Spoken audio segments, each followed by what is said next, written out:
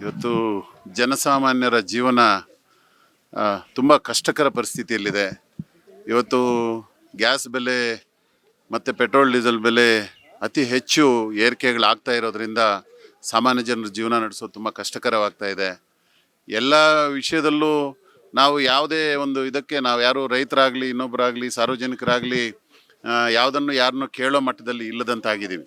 ಇವತ್ತು ಎಲ್ಲ ಅವ್ರು ಏನು ನಿಗದಿ ಮಾಡ್ತಾರೆ ಅದನ್ನು ನಾವು ಅನುಸರಿಸ್ಕೊಂಡು ಹೋಗಲೇಬೇಕಾದಂಥ ಪರಿಸ್ಥಿತಿ ಇವತ್ತು ಬಂದಿದೆ. ಇದನ್ನು ಸರ್ಕಾರಗಳು ಒಂದಷ್ಟು ಯೋಚನೆ ಮಾಡಬೇಕು. ಸಾಮಾನ್ಯ ಜನರಿಗೆ ಇದು ತುಂಬ ಹೊರೆ ಆಗ್ತಾ ಇದೆ.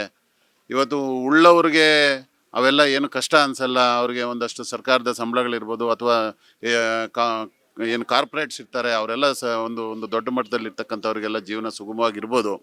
ಬಟ್ ಮಿಡ್ಲ್ ಪೀಪಲ್ಸ್ ಮಧ್ಯದರಿಂದ ಹಿಡಿದು ಕೆಳಮಟ್ಟದವರೆಗೂ ಏನು ಇವತ್ತು 70% 80% ಜನ ಸಾರ್ವಜನಿಕರಿದ್ದಾರೆ, ಅವರೆಲ್ಲರೂ ಸಹ ತುಂಬ ಸಂಕಷ್ಟದಲ್ಲಿದ್ದಾರೆ, ತುಂಬ ಕಷ್ಟ ಅನುಭವಿಸ್ತಾ ಇದ್ದಾರೆ.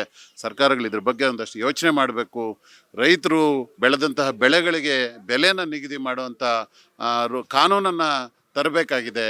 ಇವತ್ತು ನಾವು ಬೆಳೆದಂಥ ಬೆಳೆಗೆ ಯಾವುದೇ ಒಂದು ಸ್ಥಿರವಾದ ಬೆಲೆ ಇಲ್ಲ. ಬಟ್ ಆದರೆ ಒಂದು ಗುಂಡು ಸೂಜಿಯಿಂದ ಹಿಡಿದು ಎಲ್ಲದಕ್ಕೂ ಸಹ ಅವರು ದರ ನಿಗದಿ ಮಾಡ್ತಾರೆ ಕಾರ್ಪೊರೇಟ್ ಕಂಪ್ನಿಗಳವರು.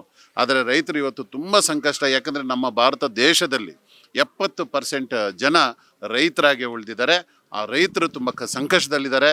ಮಾನ್ಯ ಪ್ರಧಾನಮಂತ್ರಿಗಳು ಮತ್ತು ಈ ರಾಜ್ಯದ ಮುಖ್ಯಮಂತ್ರಿಗಳು ಎಲ್ಲರೂ ಕೂಡ ಇದರ ಬಗ್ಗೆ ಒಂದಷ್ಟು ಸಮಾಲೋಚನೆ ಮಾಡಿ ಮಧ್ಯವರ್ತಿಗಳಿಗೆ ಆಗ್ತಾ ಇರ್ತಕ್ಕಂಥ ಭಾರದ ಹೊರೆಯನ್ನು ತಪ್ಪಿಸಬೇಕಾಗಿ, ಅದನ್ನು ಕಡಿಮೆ ಮಾಡಿಸಬೇಕಾಗಿ ಮನವಿಯನ್ನು ಮಾಡ್ತೇನೆ.